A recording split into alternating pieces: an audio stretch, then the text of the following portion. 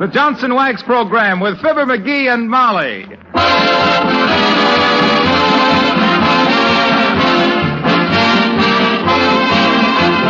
The makers of Johnson's Wax and Johnson's Self-Polishing Glow Coat present Marion and Jim Jordan as Fibber McGee and Molly with Jimmy Shields, Bill Thompson, and Billy Mills Orchestra. The show opens with Hallelujah.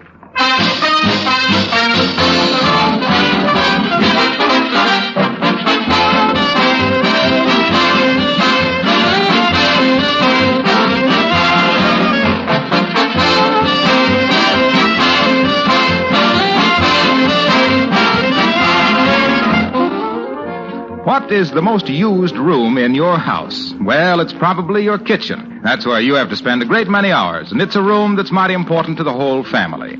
Then shouldn't the kitchen be as bright and cheerful as you can make it? There are many things you can do to accomplish this, but nothing will help more than to keep your linoleum floors glistening and spotless with Johnson's Self-Polishing Glow Coat. And nothing will save you as much work as Glow Coat. This easy-to-use polish needs no rubbing or buffing at all. You simply pour it onto your floor, spread it around, and it polishes itself in 20 minutes while it's drying. Glow Coat gives a beautiful polish that is long-lasting and easy to keep clean. Spilled things wipe up easily with a damp cloth. Many users write us that Glow Coat makes their linoleum last 6 times longer than unprotected surfaces. And, of course, Glow Coat does away with old-fashioned floor scrubbing. Buy a can of Glow Coat tomorrow. It's spelled GLO-COAT. Johnson's Self-Polishing Glow Coat.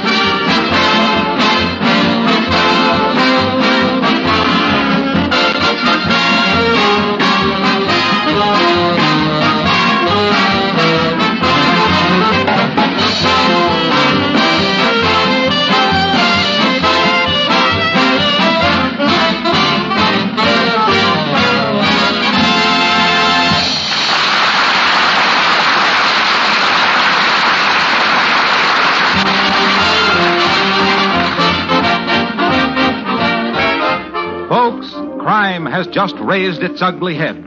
The Wistful Vista Jewelry, We Fix Watches, and Do You Need Glasses Company has just discovered that a $12,000 necklace is missing. And here, sympathizing with the tearful anguish of the proprietress, Mrs. Teitelbaum, we find Fibber McGee and Molly.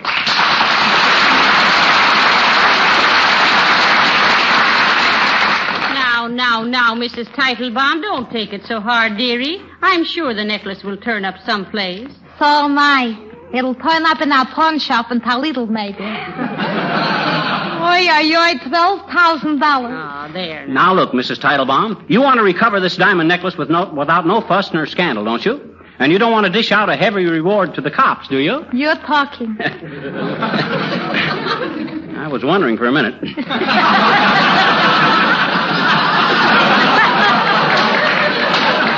I'm probably the one guy in the world that can clear this robbery up for you and get that necklace back. Mr. McGee, if you can do it, I'm so grateful to you. You can have anything in the store. Oh. At a big discount. But what experiences are you having, please? What experience? Why, Mrs. Teitelbaum, do you mean to stand there with your head between your bobby pins and tell me you never heard of Detective McGee? So help me, I didn't. I'm kind of surprised at you, Tidy. Because I'm well known for crime detection. A brute with my fists and lightning with a shooting iron. Why, when I was only 5 years old, none of the other kids would even split a soda with me because I was so fast on the draw. I could shoot lead out of a revolver quicker than anybody living. Get the lead out, McGee, I was known as in them days.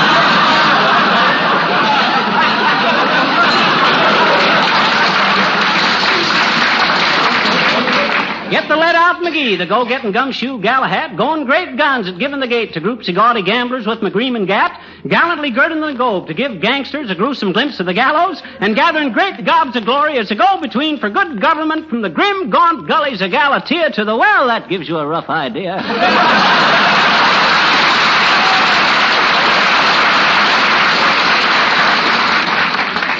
Well, what's your proposition, please? 1% of the value of the necklace. That's $120, and I guarantee results. All right, go ahead. McGee, How about the business you had with Mrs. Teitelbaum when you came in here? Oh, that can wait. I just wanted to tell her that fountain pen I got in here this morning was, never mind that now. Come on, Molly, you're working on this case with me. Oh, goody. Mm-hmm. We'll pretend we're playing the thin man. Oh. I'll be Myrna Loy and you can be Dick Powell. It was William Powell. Oh, well, he was a dick in the picture. Mrs. Teitelbaum, have your clerk call the police and get a squad car over here, and then write down the names of whoever's been in the store today. I want a third degree, everybody. Okay. Jake, a piece of paper on a squad car, please. McGee, why do you get that poor woman's hopes up like this? As a sleuth, you couldn't find a fire truck in a phone booth. Molly, for some reason, you seem to lack confidence in me. Tell me this, have I ever completely failed in anything I ever did? What'd you ever do? Well, Hey, I wonder what become of that squad car. They ought to be here by now. Let me take that phone. Hello, operator. Give me the police to... Oh, is that you, Mert? How's everything, Mert? Who did? Your cousin Alfred. Not really. With an old-fashioned razor, eh? Oh. Oh, my God. From ear to ear, eh? Oh, dear. Is that so? What do you know about that, Molly? Oh, heavenly days, what? Mert's young cousin shaved himself for the first time this morning. He was so tickled he had a grin from ear to ear. Hello, Mert. Oh, police headquarters don't answer, eh? No, never mind. So long, Mert. One of these days I'm going to really get a number and spoil everything. Well, now, the first thing we got to do, Molly... Here, Mr. McGee. Here's our list of customers who are being in my store today. Oh, well, thank you, Mrs. Teitelbaum. Phone this list to the police and tell them to have all these suspects here at 2 o'clock. Now, before I start running down any clues, I'd like to ask just one question, if I may. Go ahead. Now, think carefully before you answer, Mrs. Teitelbaum. Certainly. Now, here's the question. Does this list you gave me comprise the names of each individual who had access to or means of or by use of accomplices, hereinafter referred to as the party of the second part, any suspicious actions on part of same? A very shrewd question, McGee. Can I answer yes or no? Yes. No. Thank you. That clears up an important point. Now... Somebody here called for a squad car. Yes, officer, there's been a robbery in here. What was took? A diamond necklace, Bud, worth $12,000. You work with me and I'll cut you in on the publicity. Okay, that's swell. I take a wonderful picture. That's all. Yeah, I usually pose with me revolver in me hand and a stern look on me puss. Like this, see? That's a stern look, all right. Looks like the stern of a ferry boat.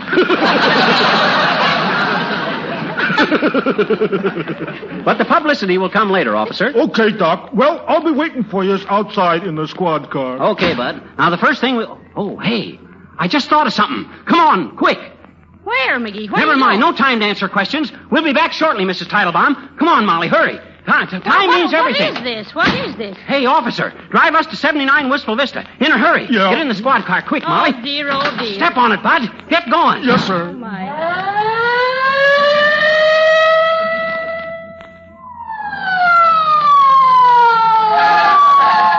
Here you are, Doc. Shall I surround the house? No, you come back for us in a half an hour. Okay, Doc. That's all clear. McGee, what was the idea of risking our necks to get to our own house? Why, Molly, don't you realize? It's 12 o'clock. It's time for lunch. Oh.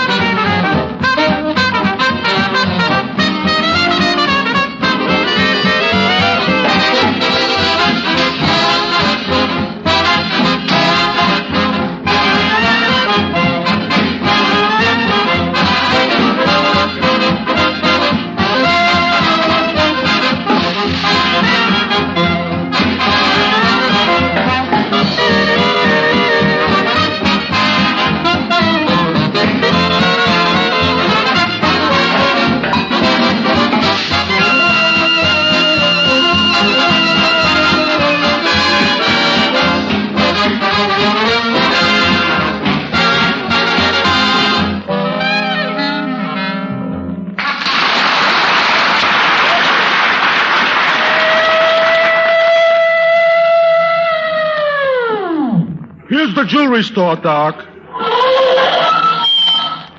You gotta get them brakes fixed. Well, come on, Molly. Now that I've had lunch, I can really tackle this jewel robbery. Never could solve a mystery on an empty stomach. Why not? As a detective, you're strictly from hunger. Just the same, I can be more nonchalant with a toothpick in my mouth and...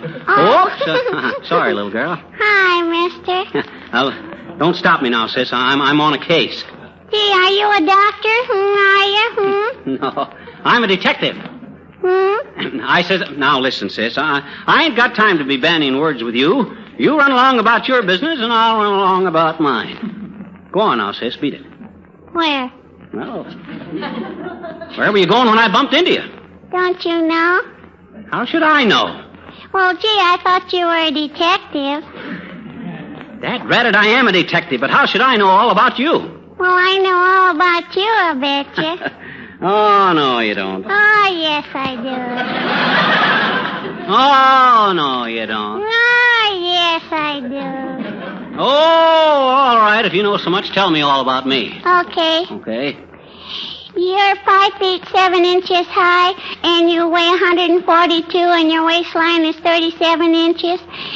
And you got a appendicitis scar on your stomach, and you need to have your tonsils out. And you were born on the 16th of November, and you had cauliflower for lunch, I betcha. Well, I'll be a censored exclamation.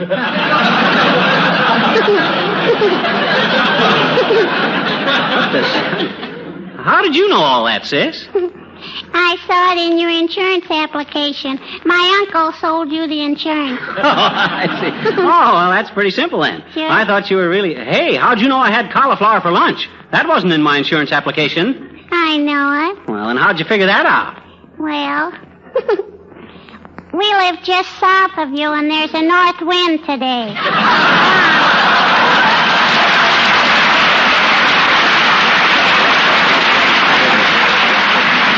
Well, come on, let's get in the store, Molly. I gotta get busy on this case.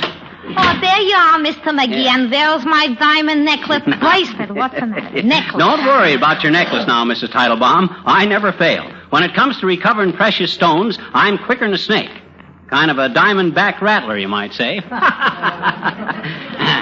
Don't you get it, Molly? Precious stone returned? Diamond Ain't funny, McGee. Oh. I second the motion.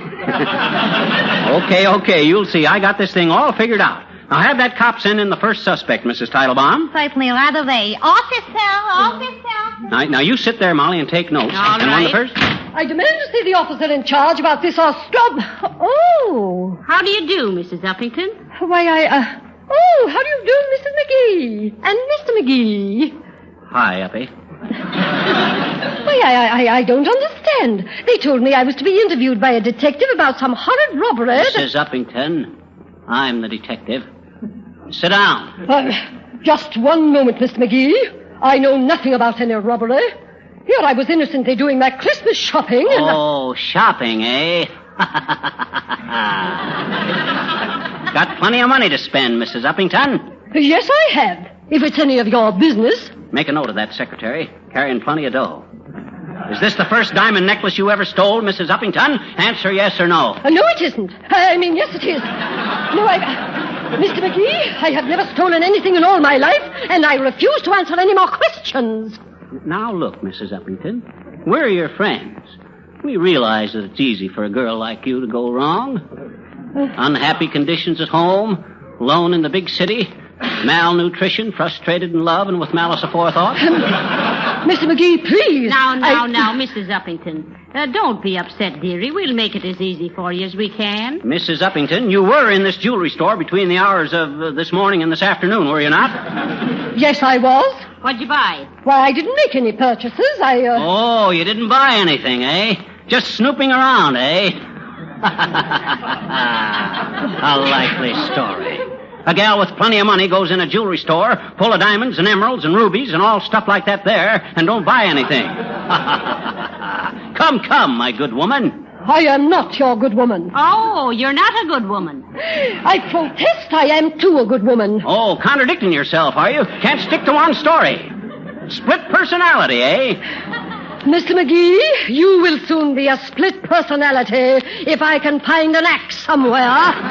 Why, of all the impudence I ever heard in my life, well, goodbye.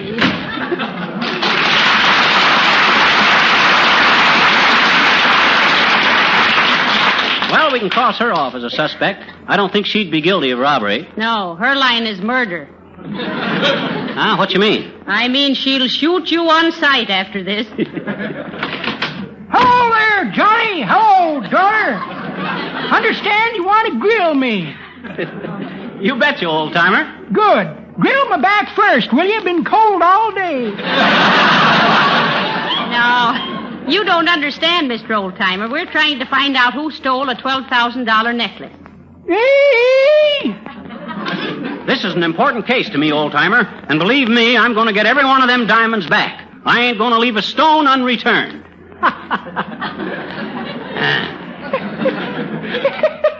That's pretty good, Johnny. But that ain't the way I heard it. Never mind that stuff now. Where was you between the hours of... The way I heard it, one feller says to t'other feller, see, he says, I hear there's a radio show on Tuesday night. If you're listening to it when they call you up, they give you $1,000. Look here, says t'other feller, if you're still talking about that Fibber McGee program, tell you right now, it ain't worth it.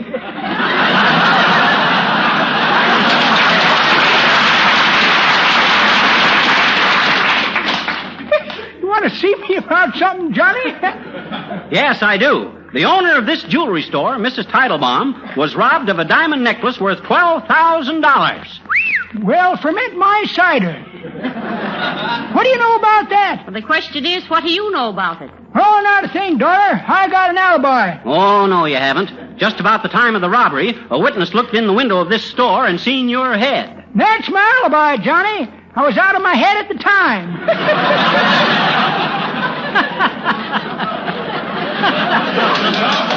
Well, that's pretty good, old-timer, but that ain't the way... What? This is where I come in, Johnny.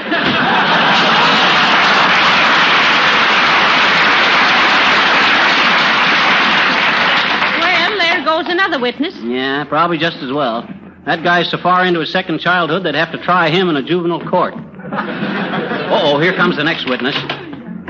Just take that chair facing the window, please. Your name, please. Harlow Wilcox. Where do you live? In a house. Of course you live in a house. Everybody does. Eskimos don't.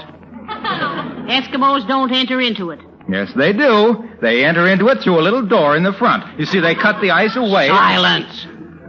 Yes, sir.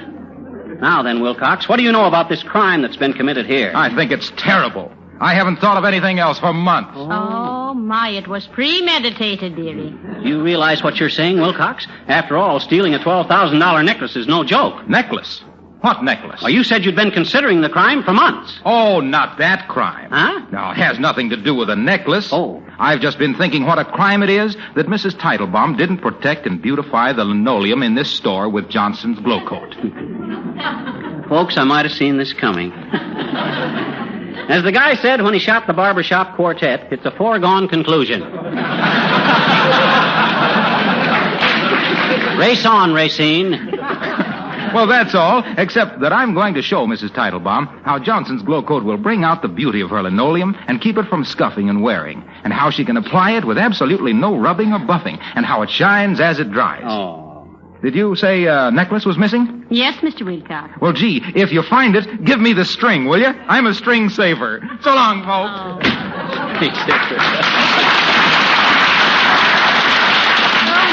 That's a relief to me, McGee. I was afraid for a minute that he was the robber. Nope, and even if he was, he'd beat the rap. No expert on glow coat will ever be sentenced to hard labor. Hey, what's that? Heavenly days. Look, McGee, it's a stone with a note tied to it. Oh, no, be calm, Molly. They can't frighten me off of this case. Well, let me see that note. What does it say? It says, "Don't pay any attention to me. I'm just a rock that was thrown up by a passing truck."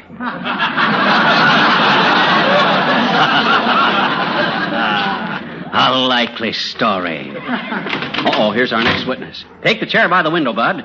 What's your name? Jimmy Field. What do you do? I'm a singer. What you gonna sing? My prayer. Okay, Jimmy, go right ahead.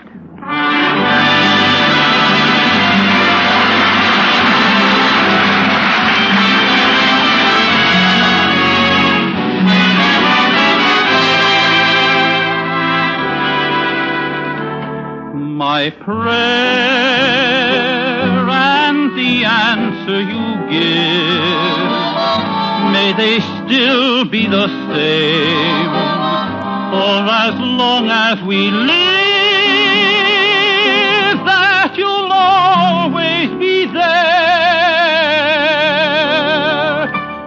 When the twilight is gone and no songbird is singing, when the twilight is gone, you come into my heart, and here in my heart you will stay while I pray. My prayer is to linger with you at the end of the day in a dream that's divine. My prayer is a rapture in blue with the world far away and your lips close to mine. Tonight, while our hearts are aglow, oh, tell me the words that I'm longing to know. My prayer and the answer you give, may they still be the same for as long as we live, that you'll always be there at the end of my prayer.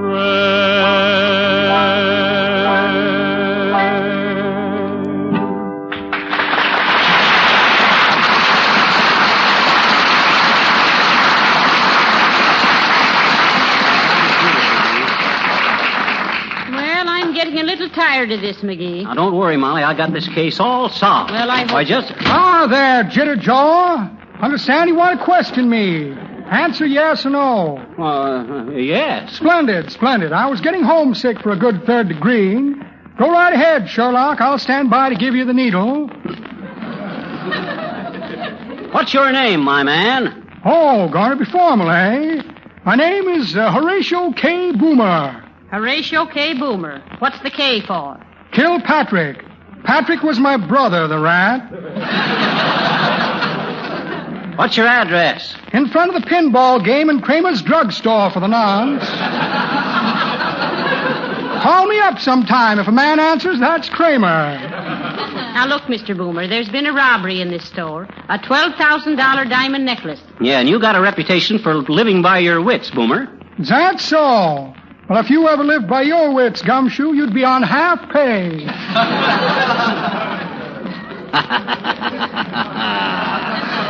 A likely story. Boomer, we're going to frisk you. Empty your pockets on that table there. Why, certainly, certainly. Glad to cooperate. Here you are. Empty them out there. Oh, dear. There's a steel jimmy. I brought that along to open clams with. Going to clam bake later on tonight. Or should I say another clam bake?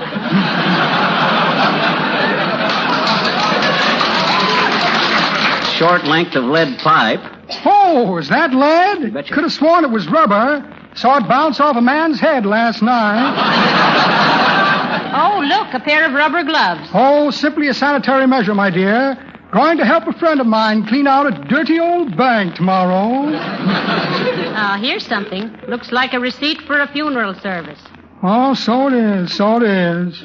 Brought a coffin for a little midget friend of mine. Oh. You understand now what that paper is? A check for a short beer. Exactly. Okay, Boomer, you ain't got anything incriminating on you, I guess. Go out and wait with the others. Heavenly days, McGee. Will you tell me where we are now? That was our last suspect. Now, don't worry, Molly. The case is all solved. But how? Where? Now, watch this, Molly. Come on, we'll talk to the crowd. All right. All right, quiet, please, folks. Quiet. Mr. McGee, please. Now, take it easy, Mrs. Teitelbaum. The case is all solved. The person who has your necklace is right in this room. And the name of that person is Fibber McGee. And here it is, Mrs. Teitelbaum. Thank you. Oh, my beautiful stuff. Thank you. Wonderful, Fibber. Where'd you get it? Who took it? I did. What? You did? Yeah, sure. McGee, it's time you explained yourself, I think. Well, I think so myself, I think. Folks, I came in here this morning to buy a fountain pen. When I got home, the fountain pen box had a diamond necklace in it. Mrs. Teitelbaum simply gave me the wrong box. So I thought it was a good chance to practice up on my detective work. You see, I'm taking a correspondence course in detective work. All right. Break it up. Quiet. McGee. I think you should be ashamed of yourself, dearie. Huh? What for? Treating Mrs. Teitelbaum this way. I think you owe her for keeping her so upset all day. Oh, well, maybe you're right, Molly. Well, Mrs. Teitelbaum, I apologize. I guess it was kind of thoughtless. I'm awfully sorry. For what, please? For worrying you so much. Listen, I keep telling myself, why worry? After all, it's just a comedy program.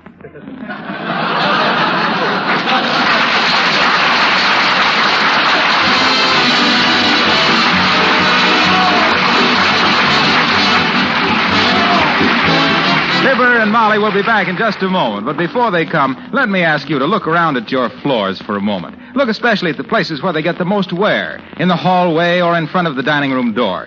Now, if your floors are not properly protected at these traffic spots, you'll find the floor badly marred and scuffed up, greatly detracting from the appearance of the entire house. But if these traffic areas are protected regularly with genuine Johnson's wax, then they gleam with a rich, mellow beauty that is something to be proud of. One of the many nice things about using Johnson's wax is that you can touch up these hard wear spots as often as necessary without re-waxing the entire floor. That saves you work as well as saving your floors.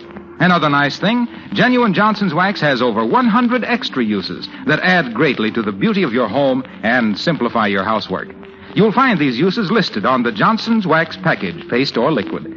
Careful housekeepers make sure there's always a supply of Johnson's Wax on hand. Well, ladies and gentlemen, before we leave you tonight, we'd like to remind you that your local Tuberculosis Institute needs your aid. And you can do your part by buying Christmas seals. Good night. Good night, all.